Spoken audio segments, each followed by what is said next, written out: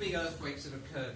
This one in 1505, this one in 1950. This was an 8.6 earthquake. This was between 8.8 and 9. It happened on the 1st of June, 1505. We know because it damaged monasteries all the way along the Arc, and it also destroyed Agra at the same time. Agra had to be rebuilt. And in fact, in this earthquake, there's been a lot of damage in the villages and cities in northern India. So earthquakes are a fixture of the Himalaya, and they have occurred every 100 years, every 1,000 years, some of the bigger ones, and they will continue to occur. And so I was asked to give a talk 3 days before this earthquake, and I showed this picture. And this was my assessment of regions that had to go, the violent regions. They haven't had an earthquake for a long time, which means an earthquake must occur. It must occur. And the reason it must occur is that India is moving northward, and it's the only way we know of getting it underneath Tibet. It has to have earthquakes underneath the Himalaya. So, next slide shows the process of, if you can press that button, that's great. This is shows some lines. This is the edge of the Indian plate. It goes around here. This is the Arabian plate, the Eurasian plate. The Eurasian plate wraps around all the way around here. And what you can see is India is moving faster on the east than on the west. 4 centimeters a year, 6 centimeters a year, which means it's rotating counterclockwise and hitting Tibet. And it's that process that we are studying. The next slide shows GPS measurements made in the region. It's thank you. These is the same area. It shows earthquakes around the edges of the plate boundary. Okay, everywhere there's sliding motion, you get earthquakes. In the middle of the Indian plate, you shouldn't have any earthquakes, but look, there are a few, an occasional big one in Bhuj in 2001, and also in 1819, just here. There are also big earthquakes down here and here, Latur. So we don't understand quite why those middle plate earthquakes occur, but most of the earthquakes on this map are in the collision zone between the Indian plate and Tibet, or with Burma and Balochistan. The arrows I draw your attention to, they all have lengths of about 2 centimeters. There are occasional ones which are a bit long, which is a point sliding downhill, unstable measurement, but most of the measurements give you a very simple view of what's actually happening. The next slide shows that. It shows arrows indicating the direction of movement of the adjoining plate. So here, Burma is moving southward and squeezing in India a little bit here.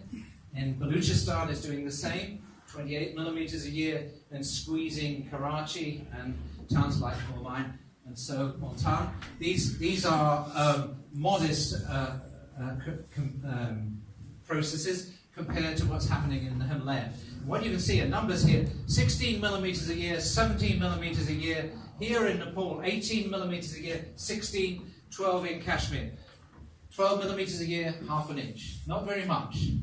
18 millimeters a year, 3/4 of an inch. But if you wait a century, that 18 millimeters becomes 1.8 meters.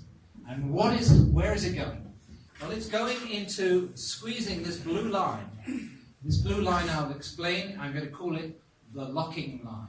This is the locking line, where the line above which India is moving underneath Tibet without any friction. And south of that line, the Himalaya are held fast to the Indian plate. So you can think of that as glued to India. This, India is passing underneath here without any friction. So there's a build-up of stress along that blue locking line. We'll talk about that a bit more.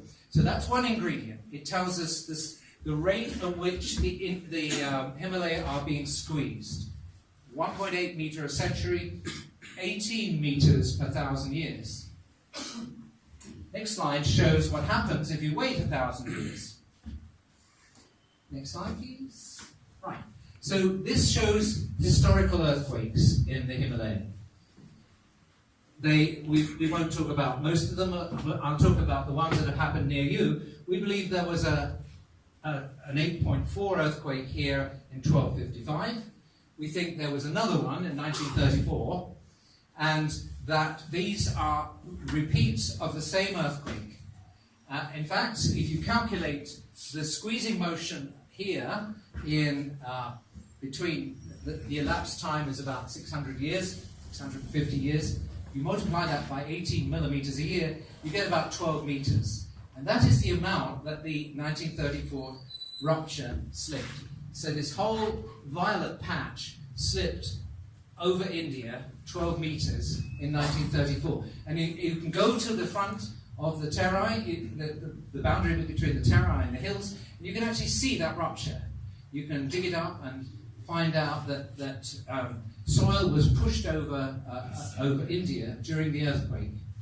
I should say the Indian plate, because it's part of the fault. This means you lose area. I have to tell you the bad news. You lose to plate tectonics. It's only 18 millimeters a year, but you lose 4 soccer fields per year in area. Okay? They just disappear. Where do they go? Squeezing. And you might say, well, in an earthquake, the squeezing is released and you get slip. Well, the bad news is that slip is entirely within Nepal. So you lose area between earthquakes and you lose area in earthquakes. So eventually,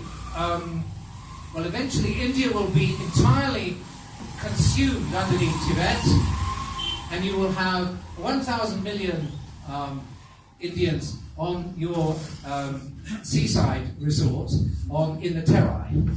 So look out, it won't happen for about 20 million years, don't worry, it's not going to happen. So that's the process. Notice these gigantic earthquakes. We've had small ones, like the Kangra earthquake here, an earthquake that happened in 1803. Here's one that happened in 1833, we'll be talking about, and this is the area where you've just had an earthquake. It looks like a repeat of the 1833 earthquake. So what we do is we combine the GPS data, which tells us about the squeezing rate, with the historical earthquake data to try to make an idea of what's going to happen next. And here is one way we can do that. The next slide shows, if you show me the next slide, it shows a series of thermometers. Here is that blue line, the mocking line. Here's where everybody lives. Okay, we're looking at towns with 10 million people, altogether 50 million people living just south of you. And these bar charts indicate the amount of slip that's developed since the last earthquake. So here it's very easy. We can say, here's the 1934 earthquake. We've only got about 1.5 meters developed because it's only 80 years ago. All right? So 18 millimeters a year times 80 years gives us 1.5 meters. That's enough to drive a substantial earthquake, but we know that it goes in 12-meter earthquakes. So we actually know we have a long time to wait. Maybe another 500 years. No problem. But if you look here, you find that the red line goes up to a point that is certain, it's absolutely red, telling us that that is the amount we're certain about. The last 200 years there's not been an earthquake there. 200 times 18 millimeters a year is 3.6 meters. It's about 4 meters here. But we also know there's not been an earthquake now since 1505. So this was a first cut at giving an idea where the next earthquake might be, or rather, let's put it in a different way. If an earthquake happened now, how much would it slip? A very different criteria if you think about it. If you're a reporter, you hear, the man is predicting an earthquake and it's going to be a magnitude 9. No, I'm not saying that. This is the amount of slip that would occur if an earthquake happened. Now the next slide shows a slightly better view of that.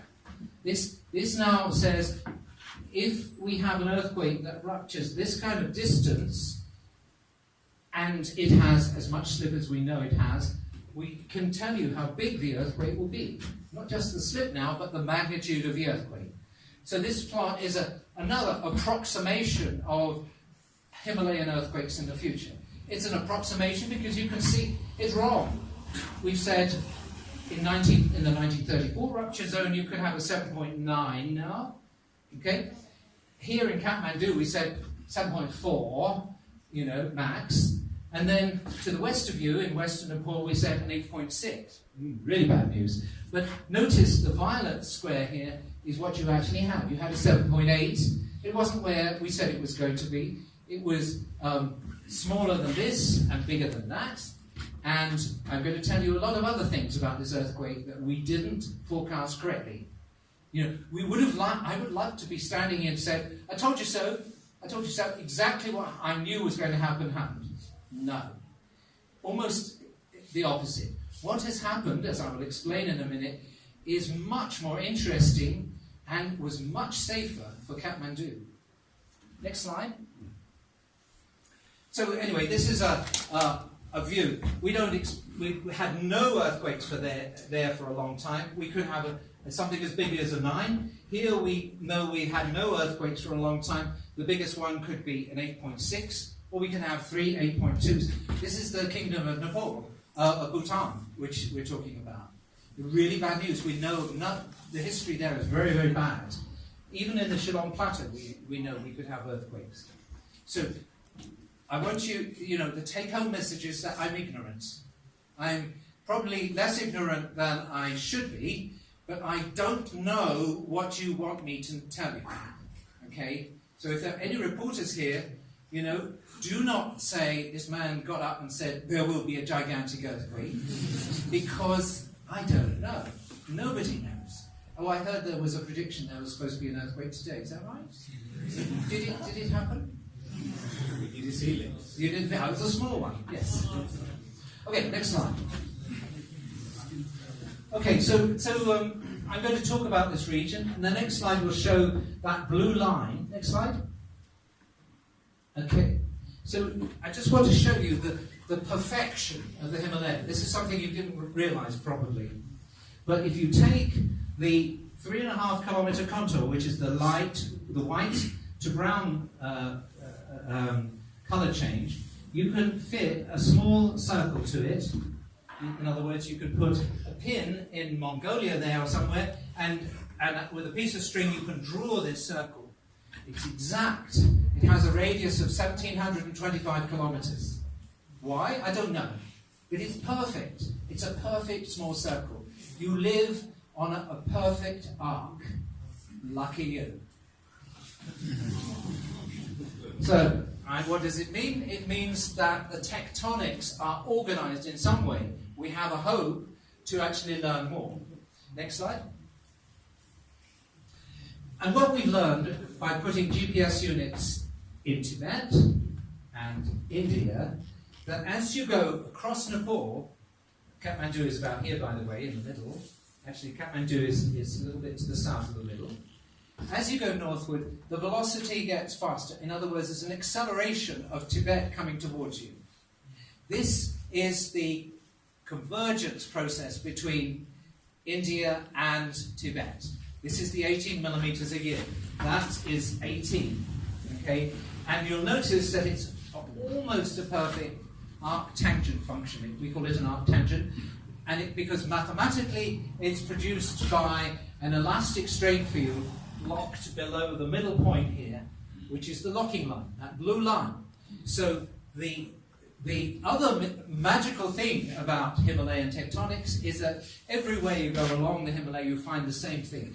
And what this tells you is that everything is locked elastically in the middle here. There is no creep to the south, and there is creep in the Indian plate to the north. This is interesting. This is the vertical deformation signal. So I'm now looking, Kathmandu is here, this is in the Terai, this is the Tibetan border, and you'll notice there's a bulge going up. That bulge is about 5 millimeters a year. That is the mountains rising. The mountains rising between earthquakes. The rate, 5 millimeters a year. That's Mount Everest, Annapurna, all the mountains are going up at the same rate.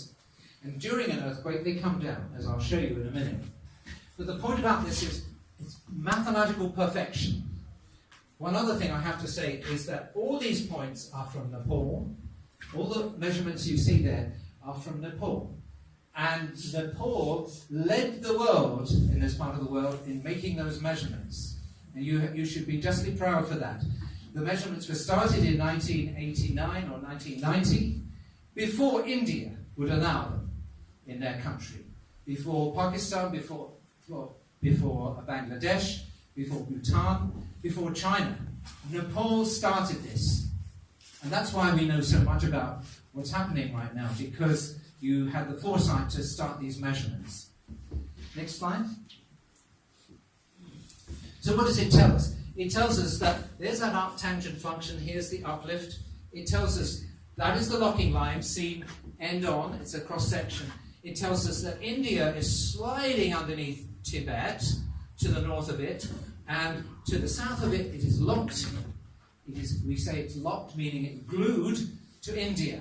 And it means that the rocks of Nepal, the Himalaya, are moving towards this point, and they're jammed here. There's a compression.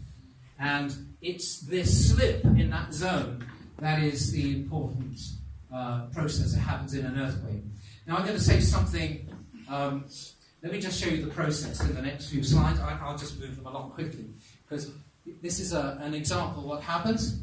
I'm showing here a finite element depiction of the creep on this zone. So India is moving like this, and it's locked in this region where we'll have an earthquake. You watch what happens as the time goes on. This might be 20 years, 40 years, 60 years, 80 years, 100 years, 120 years, 140 years. You've got to a critical stress. That critical stress has raised the mountains. It's put the Indian plate in tension. And this compression here, this is a singularity. It cannot be sustained. And so it ruptures the fault. We call it a décollement. And the entire Himalayan package slips southward, and it does so in a great earthquake like that, where everything is reversed. I'll just go backwards and forwards a couple of times so you can see the difference between before and afterwards. So that happens in a few seconds, remember, and the process of building up the pressure takes hundreds of years. In this case, we think 180. And what should happen is when this rupture propagates south, it propagates as a crack, a rupture in the plains in the Terai. And this is the crack, it goes down through here, and then it dips at 30 degrees. And of course it continues to a depth of about 2 kilometers, and then it goes 100 kilometers to the greater Himalaya. This crack can be excavated to get the time when it slipped. And this man here, Steve Wisnowski, is extracting carbon-14, because what actually happened, this plane slipped up like that in the air, and then it collapsed over the rock that it had been pushed over. So this is the frontal scarp. It's called the MFT, the main frontal thrust. And we thought that would slip in this earthquake, and it didn't. Now, before I just go on, I just want to tell you, engineers, something really interesting about the Himalaya. It cannot slip. Imagine a brick, okay? Imagine a brick, it's about a foot long and it's about 4 inches high. You can push that. Now, scale everything up. Instead of making this brick 1 foot high, let's make it 1 kilometer high. And let's make it 10 kilometers long. Now, if you push that gigantic brick from behind with enough force, you can just make it slip. But if you increase its length from 10 kilometers to 20, what happens is, as you push the brick, the force to overcome the friction becomes so great that the brick fractures at the back. It cannot move. You cannot move a brick 20 kilometers long that is 1 kilometer thick. Now, I know this is outside, you never actually tried to do this, but believe me, that is what happens. You can do the math. Now, if that is the case, how is it possible for the Himalaya to slip? The Himalaya is 100 kilometers wide, at the back it's 20 kilometers high, at the front it's 2 kilometers high, and you have to push this wedge of rock southwards over India. You can't do it unless one thing happens. You have to reduce the friction to 0. What? Well, how would you do it? You could put ball bearings in it. Okay, that would do it. You could fill it with water and float it. That would do it. But here's a problem. If it was full of water, it would have so little friction that it would never build up the stress to have big earthquakes. It would just creep. So how do you reduce the friction instantly to allow the earthquake to happen? To allow rupture of this décollement? Well, it took a long time, but people suddenly realized it was like moving a carpet. Imagine you have a carpet.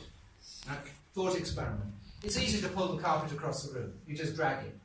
But the Himalaya has to be pushed. Now, imagine pushing the carpet. You cannot do it. It's the same thing. As you push the back of the carpet, it rumples up into folds. Okay? Because the carpet is not strong enough to overcome the friction at the front edge. So what actually happens is what people do when they move carpets, they get the back of the carpet and they go yank, okay? And a ripple goes whizzing down the carpet and it shifts forward an inch. In other words, you can make the carpet move forward by giving it a ripple. Okay? I call it a carpet pulse because the carpet is for a brief moment not in contact with the ground. There is a ripple that moves forward. It's only, in the real earthquake, the ripple is about 1 or 2 kilometers long. It separates only by a micron, but that's all you need. Friction goes to 0, and it ripples to the other end of the rupture zone. What is the speed it goes? 5,000 miles an hour. It really, really goes fast. And I'll show you that rupture occurring in the next few slides. Okay, next picture. So, one of the problems in this earthquake, which I'm going to dwell on, is that the person who yanked the carpet in this particular earthquake didn't yank it enough. The ripple ran out of steam. It dissipated energy, and the compression that was stored for 180 years to the north of you only made it as far as Kathmandu, and then it stopped. Now this is a problem that I'm going to offer you some solutions, but I don't know which one is going to occur. But I'll just say it again. The ripple started in the north, next slide, and it only made it halfway. This is, before the earthquake, this is what's supposed to have happened. The rupture is supposed to get to the front, to the Terai. What actually happened was it made it halfway, and it stopped just near you, just south of Kathmandu. And what that means is a problem. We have to try to we are doing measurements now to see what's going on, but it is a problem because it could be a future earthquake. Next slide. So, just going back a bit, this is a rupture or picture. It's a map view. Kathmandu is there. The epicenter is here, and what you can't see in the back are little lines that are circular in form, showing the rupture propagating in this direction. So this is the carpet pulse. It starts here and it moves towards Kathmandu. And the red colours are 3 meters of slip. The blue colours are 1 meter of slip. So it started with only 1 meter of slip. It got north of you and released 3 meters of slip, made Kathmandu move south, and the rupture stopped around about here. The black dots are interesting. The black dots are the micro-earthquakes that happened in the previous 20 years. These are magnitude 4s and 3s, 1 or 2 magnitude 5s, but they're tiny earthquakes that don't have any capability of doing damage. But what they tell you is that's where the stress is. That's where the pre-earthquake stress was stored. And what you can see in this picture is that the earthquake rupture started near the middle of this cluster. So this is the line where the energy was stored. It's the blue line, the locking line. And the rupture actually propagated to the north. In other words, this earthquake has taken some energy from southern Tibet. It's taken some stored energy north of the locking line and delivered it to the south. So that was one of the unexpected things in this earthquake. This is something new. This is something we've never seen before. The second thing is that the rupture stopped here instead of going right to the south. Next slide. So when you take, if you illuminate the Earth's surface from space with microwave radar, and come back a few weeks later and take another picture with the same wavelength from the same point in space, you can see what happened to the Earth's surface. This is a deformation picture that shows compression to the north of Kathmandu. This is north to south. You see the mountains here, the cross-section of Google Earth. And what you can see are rings that show deformation with intervals of 11 centimeters, 10.8 actually. So that's 11 centimeters, that's another 11 centimeters. Altogether, this is an uplift signal of about 2 meters. Okay? And you can see that it slopes across Kathmandu. The Kathmandu Valley is now tilted. If you put a horizontal wall 3 weeks ago, anywhere in Kathmandu, it is now tilted southwards. It's only less than a degree. But the deformation is really interesting. Something has happened to Kathmandu. And I'm going to show you how GPS has told us even more than this picture. So the next picture actually shows what I've been talking about. Here is the main shock. Here is the 7.3 aftershock. And all the aftershocks tell us where the rupture zone went. It tells us how much slip. So you can imagine everything above this yellow region is the carpet that slipped. And you'll notice that Kathmandu is right in the middle of the carpet that slipped. Kathmandu shifted 1.8 meters to the south-southwest last week and rose 50 centimeters. That is extraordinary. No city on this planet has ever suffered such an indignity in 5 seconds. Really? Yes. The problem is here.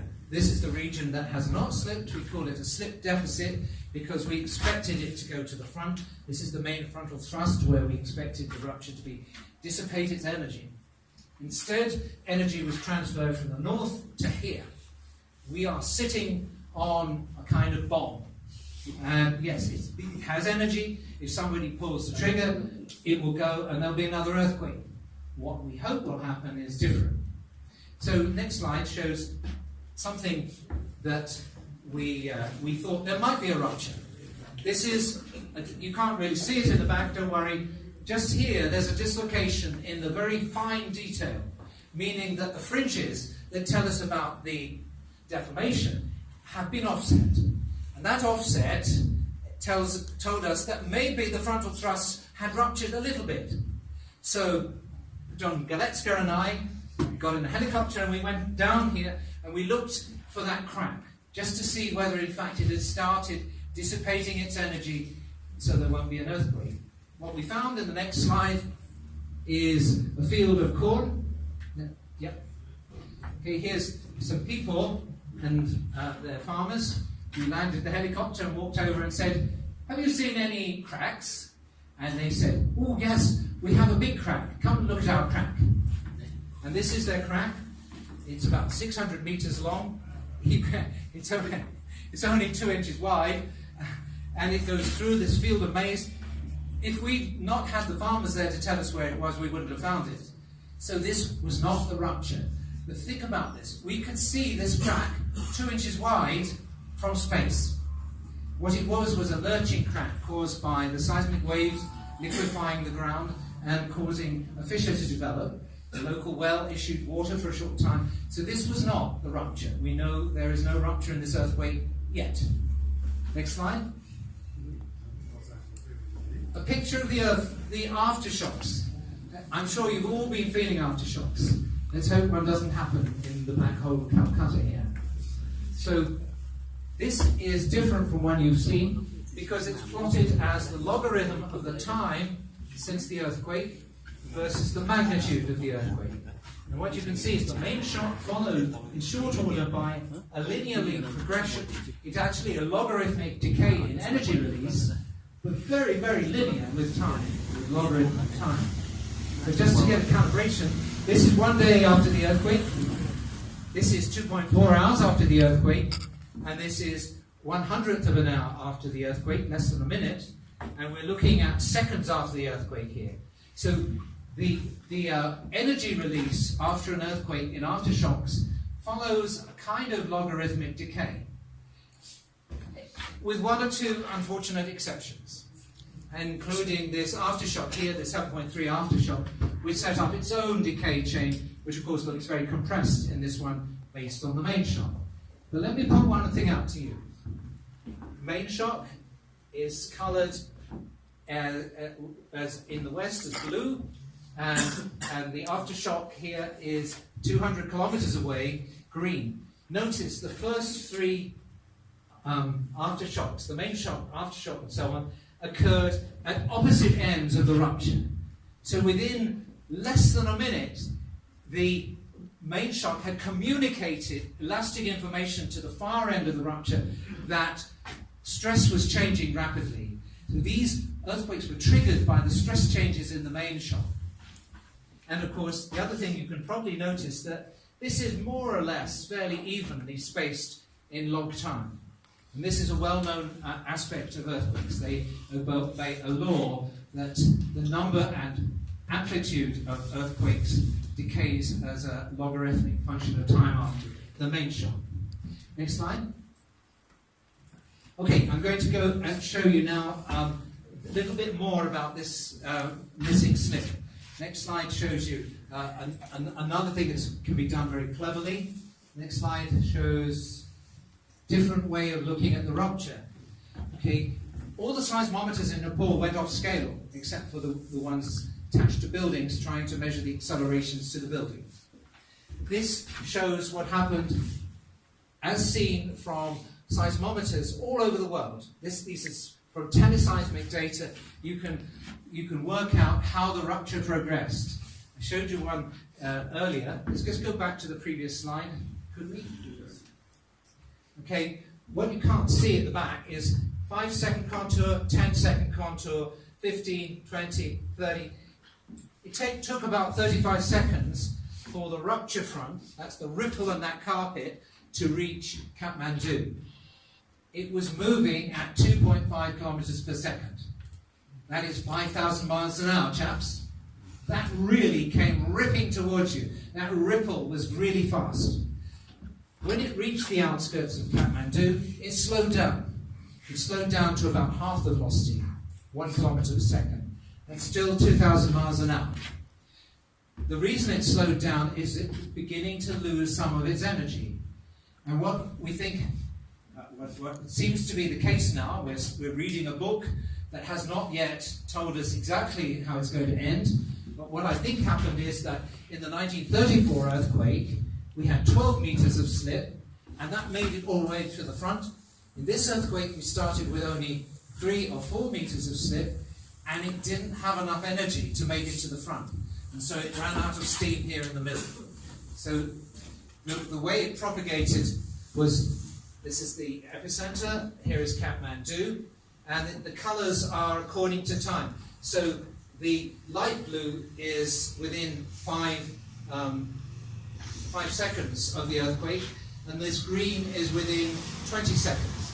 So the first thing that happened was quite unexpected. The rupture went northwards into Tibet. And then it started moving towards Kathmandu. These other colors sequence from 20 seconds to 35 seconds, as I told you in the previous slide. So in 15 seconds it made it from the epicenter to the outskirts of Kathmandu.